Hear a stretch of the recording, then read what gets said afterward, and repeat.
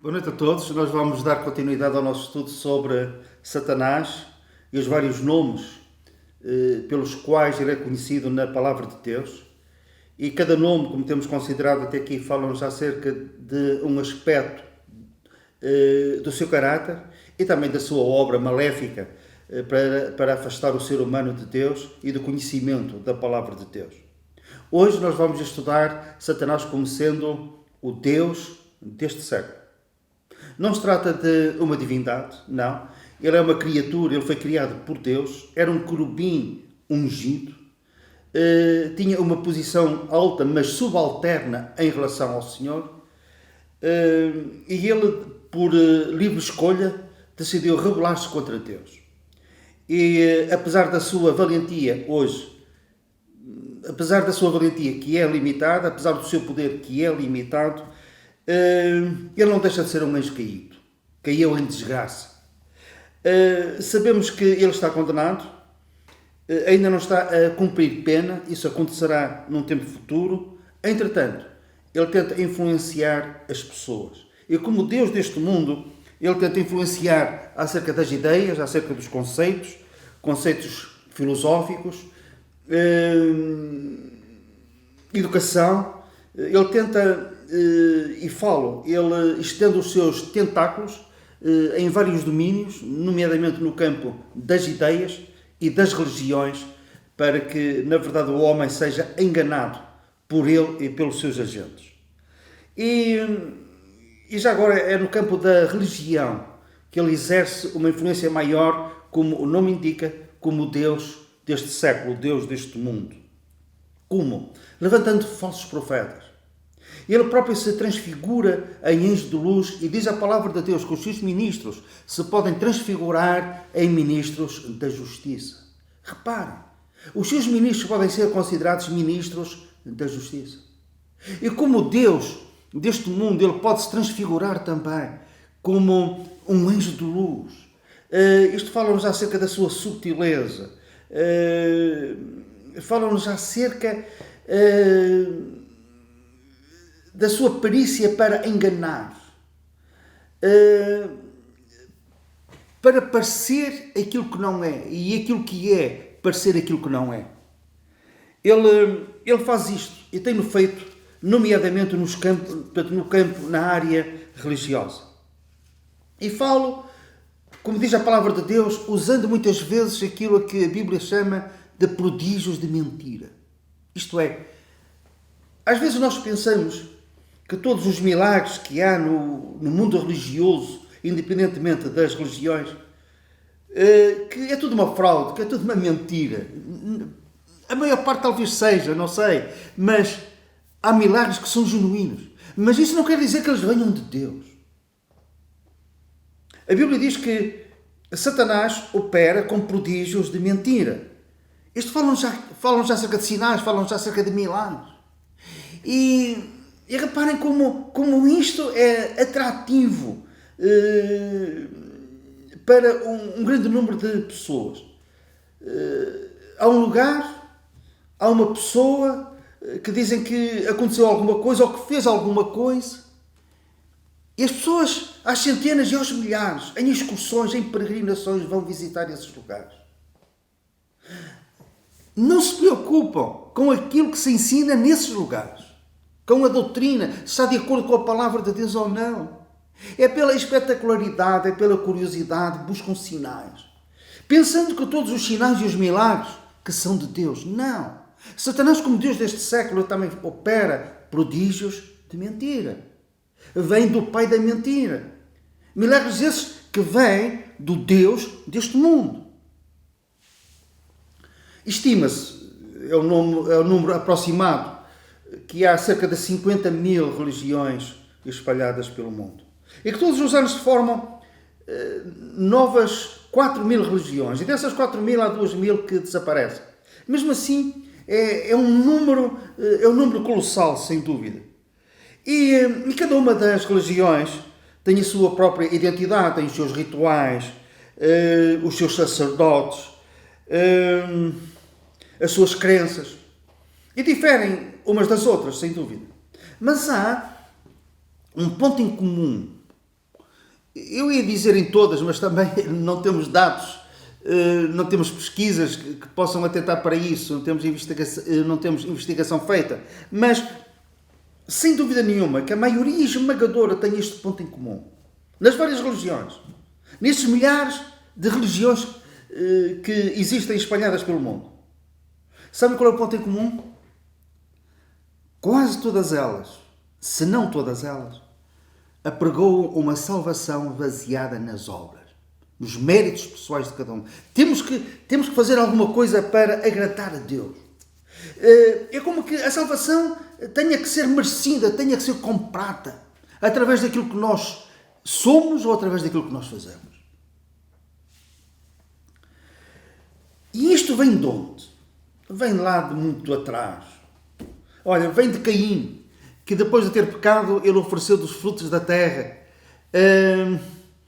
para colmatar o seu pecado, para agradar a Deus. E nós sabemos qual foi a reação que o Senhor teve face à sua oferta. Recusou-a. Deu-lhe outra oportunidade. Se tu fizeres bem, se tu fizeres como o teu irmão, que ofereceu cordeiros do seu rebanho, tu serás aceito. Mas isto já vem desde aí. O esforço humano para agradar a Deus. E as religiões, todas elas, são caracterizadas por este princípio. De uma forma ou de outra. Se nós exprimirmos bem, se formos à essência de cada uma dessas religiões, se não de todas, de quase todas, todas afinam por este diapasão. Méritos pessoais. O nosso versículo diz que o Deus deste século cegou o entendimento dos incrédulos para que lhes não resplandeça a luz do Evangelho. Eu não digo que a cristandade, aqueles que se dizem cristãos, que não tenham em consideração também o Evangelho e que recusem e que não creiam no Evangelho de nosso Senhor Jesus Cristo. Sem dúvida que o fazem. E fazem-no sinceramente. Só que há aqui um problema. Com o Evangelho, o que é que eles misturam? As próprias obras. Não é apenas o Evangelho. Não é apenas a salvação através do Evangelho de nosso Senhor Jesus Cristo. Através do Evangelho da graça de Deus. E o que é que este Evangelho nos diz? Diz-nos que Jesus morreu pelos nossos pecados. Que foi o nosso substituto na cruz do Calvário. Diz-nos que o seu sangue nos purifica de todo o pecado e que ele pode salvar perfeitamente todo aquele que por ele se chega a Deus. Se nós juntarmos as nossas obras, mesmo a este Evangelho, com isto nós, involuntariamente, inconscientemente, nós estamos a dizer que aquilo que Jesus fez na cruz não é suficiente por si para salvar a nossa alma. Estamos a passar um atestado de incompetência, de insuficiência à obra da cruz. Mas quando Jesus disse está pago, está consumado, está mesmo consumado e está feito, e nós apenas temos que receber aquilo que ele fez em nosso lugar. E todos os méritos, toda a glória será para Deus. Por isso é que a Bíblia diz claramente que a salvação é pela graça mediante a fé, não vem das obras para que ninguém se glorie. Nós pregamos um Evangelho que assenta exclusivamente na suficiência da obra da cruz. Porque, repito, ele pode salvar perfeitamente todo aquele que por ele se chega a Deus. E ressuscitou. E ressuscitou para a nossa justificação. E a nossa bandeira continua a ser a de Romanos capítulo 5, versículo 1. Sendo justificados pela fé, temos paz com Deus por nosso Senhor Jesus Cristo. É pela fé. E a palavra de Deus diz que pelas obras da lei ninguém será justificado. Querem algo ainda mais claro do que isto. Mas o Deus deste século tem cegado os olhos do entendimento a tantos para que não vejam a glória deste Evangelho e a suficiência deste Evangelho, que é o único meio pelo qual nós podemos ser salvos. É como que haja um véu no entendimento que deturpa a visão de Deus e da palavra de Deus.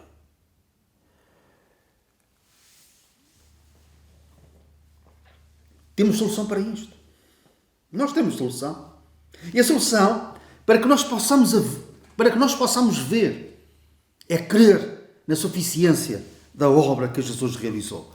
Quando o Senhor salvou Saulo de Tarso, ele depois incumbeu de pregar este Evangelho. E a certa altura, no capítulo 26, o Senhor fala com o apóstolo, agora já Paulo, e diz assim, capítulo 26, versículo 18, para lhes abrir os olhos. Satanás cega os olhos do nosso entendimento. E o Senhor ainda hoje levanta homens, evangelistas, pessoas que conhecem a palavra de Deus, que elas próprias aceitaram este Evangelho e foram salvas pelo poder deste Evangelho. Para quê?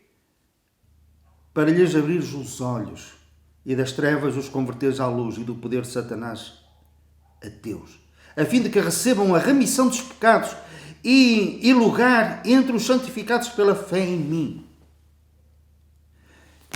Cabe-nos, nós que já conhecemos este Evangelho, transmiti-lo. Para quê? Para que aqueles a quem o Deus deste século, o Deus deste mundo cegou os seus entendimentos, para que esses olhos fechados possam ser abertos por este Evangelho e para este Evangelho.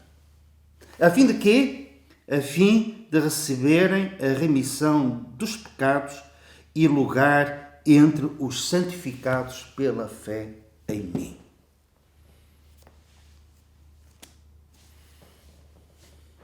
O Deus deste século. Jesus disse, quem me segue não andará mais em trevas, mas terá a luz da vida. Creia em Jesus.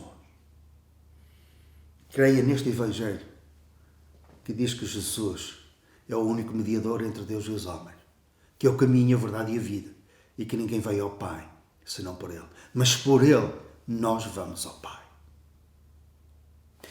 Por causa dele nós somos transportados do reino das trevas para o seu reino, que é um reino de luz.